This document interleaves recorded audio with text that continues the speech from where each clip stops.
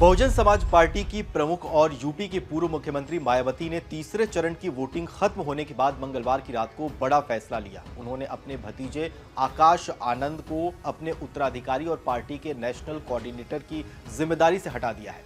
बमुश्किल 5 महीने पहले ही मायावती ने आकाश आनंद को ये दोनों ही जिम्मेदारियां सौंपी थी। खुद मायावती ने आकाश को आगे बढ़ाया, 7 साल तक राजनीति के गुर सिखाए और इस लोकसभा चुनाव में बड़े नेता के तौर पर उन्हें लॉन्च किया गया था। अब अचानक आकाश आनंद पर एक्शन होने से सियासी गलियारों में चर्चाएं भी तेज हो गई हैं। हालांकि मायावती ने स्पष्ट किया है कि उन्होंने ये निर्णय पार्टी और मूवमेंट के हित में और आकाश में पूर्ण परिपक्वता आने तक इन दोनों अहम जिम्मेदारियों से उन्हें अलग किया है। ऐसे में आज की इस वीडियो में हम आपको आकाश आनंद को लेकर कुछ अहम बातें बताएंगे, साथ ही ये भी बताएंगे कि मायावती के इस फैसले के पीछे क्या वजह हो सकती है। सवाल उठ रहे हैं कि आखिर मायावती ने इतना बड़ा फैसला क्यों लिया। इसके पीछे मुख्य वजह आकाश आनंद के आक्रामक तेवरों को भी माना जा रहा है। चूंकि बसपा प्रमुख मायावती के बारे में कहा जाता है कि वे किसी भी विरोधी दल के नेता के खिलाफ आपत्तिजनक टिप्पणी करने से परहेज करती रही हैं। वे सधी हुई भाषा में अपनी बात को रखती हैं और मुद्दों को लेकर विरोधी खेमे की घेराबंदी करती हैं। इसके उलट पहली बार लोकसभा चुनाव में सक्रिय भूमिका निभाने के लिए मैदान में उतरे आकाश आनंद ने आक्रामक तेवर और विरोधी दलों के खिलाफ टिप्पणियां चर्चाओं में आ गई। आकाश के जोशीले अंदाज के वीडियो सोशल मीडिया पर वायरल होने लगे। इस बीच 28 अप्रैल को आकाश आनंद समेत 4 अन्य लोगों के खिलाफ सीतापुर में आदर्श आचार संहिता के उल्लंघन का मामला भी दर्ज किया गया। आकाश पर आरोप है कि उन्होंने चुनावी भाषण के दौरान भड़काऊ और हिंसा उकसाने वाली टिप्पणियां की। आकाश के भाषण पर जिला प्रशासन ने स्वतः संज्ञान लिया और कार्रवाई की। नए राजनीति में आए आकाश आनंद के खिलाफ ये पहला आपराधिक मामला लिखा गया।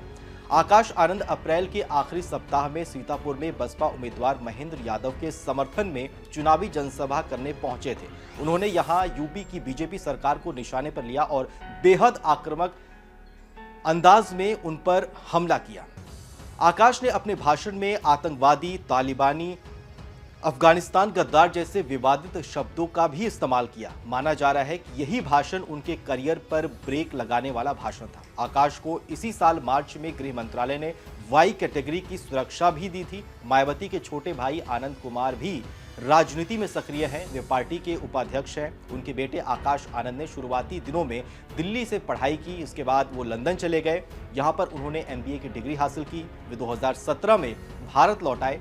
आकाश 2017 में तब सुर्खियों में आए थे जब मायावती ने सहारनपुर की चुनावी रैली में आकाश को पार्टी कार्यकर्ताओं से मिलवाया था। मायावती ने पार्टी के वरिष्ठ पदाधिकारियों से आकाश का परिचय लंदन में MBA ग्रेजुएट के रूप में करवाया था और बताया था कि आकाश पार्टी के मामलों में भी शामिल होंगे। इसके बाद आकाश ने धीरे धीरे राजनीति में कदम आगे बढ़ाए। पार्टी पदाधिकारियों और नेताओं से वो संवाद करते रहे।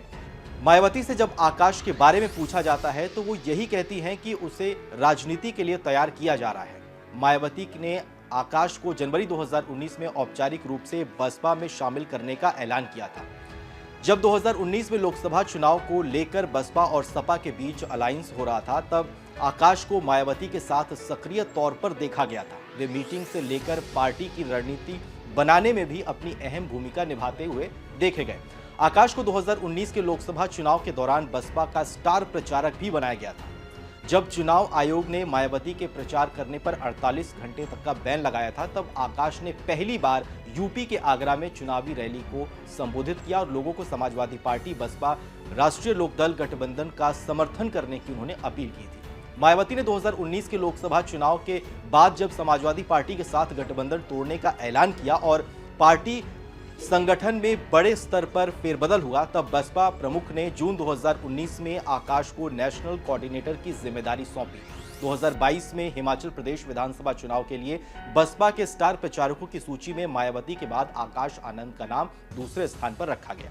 यूपी विधानसभा चुनाव में हार के बाद दिसंबर 2022 में मायावती ने पार्टी कैडर से कहा था कि आकाश को पार्टी से जुड़े कामों की रिपोर्ट लेने के लिए अलग अलग जिलों में भेजा जाएगा। आकाश को यूपी और उत्तराखंड के बाहर के जिलों में भी पार्टी की जिम्मेदारी दी गई थी। आकाश ने भोपाल में भी पैदल मार्च का नेतृत्व किया और राजभवन का घेराव करने निकले थे। 2022 में आकाश ने राजस्थान के अलवर में 14 किलोमीटर लंबी पदयात्रा निकाली। आकाश ने पार्टी की सर्वजन हिताय सर्वजन सुखाय संकल्प यात्रा का भी नेतृत्व किया। इस यात्रा ने हर किसी का ध्यान आकर्षित किया। आकाश की मेहनत और बढ़ते कदम को देखते हुए मायावती ने उन्हें इनाम भी दिया। 2022 में यूपी विधानसभा चुनाव में आकाश ने पार्टी के सोशल मीडिया कैंपेन को संभाला। उन्हें विभिन्न राज्यों में पार्टी कैडर को तैयार करने का काम भी सौंपा गया था। 2023 में जब मध्य प्रदेश, राजस्थान, छत्तीसगढ़, तेलंगाना में विधानसभा चुनाव हुए थे तो बसपा प्रमुख ने आकाश को पार्टी की रणनीति से लेकर प्रचार प्रसार का काम सौंपा था। पिछले साल ही आकाश की शादी हुई थी। मायावती ने खुद अपने भतीजे और बहू को आशीर्वाद देने के लिए वहां पर वो पहुंची थी। इस लोकसभा चुनाव से पहले यानी 10 सितंबर 2023 को मायावती ने आकाश को अपने उत्तराधिकारी उन्होंने घोषित कर दिया था। आकाश को लेकर विरोधियों ने भाई भतीजावाद के आरोप भी लगाए थे और हमले किए। हालांकि बसपा नेताओं का नजरिया इसको लेकर कुछ अलग देखा गया। उनके मुताबिक आकाश पिछले कई सालों से मायावती के साथ पॉलिटिकल इंटर्नशिप कर रहे थे और पार्टी में उन्होंने नई ऊर्जा भर दी थी। कहते हैं कि आकाश ने भी मायावती को ट्विटर पर लाने के लिए उन्होंने उनको राजी किया था। इससे पहले बसपा प्रमुख सोशल मीडिया में वो दूरी बनाए रखी करती थी। मायावती ने सोशल मीडिया प्लेटफॉर्म पर सिलसिलेवार तरीके से 3 पोस्ट किए। उन्होंने लिखा कि बीएसपी एक पार्टी के साथ ही बाबा साहेब अंबेडकर के आत्मसम्मान, स्वाभिमान और सामाजिक परिवर्तन का भी मूवमेंट है, जिसके लिए काशीराम जी और मैंने खुद भी अपनी पूरी जिंदगी सौंप दी है और इसे गति देने के लिए नई पीढ़ी को भी तैयार किया जा रहा है।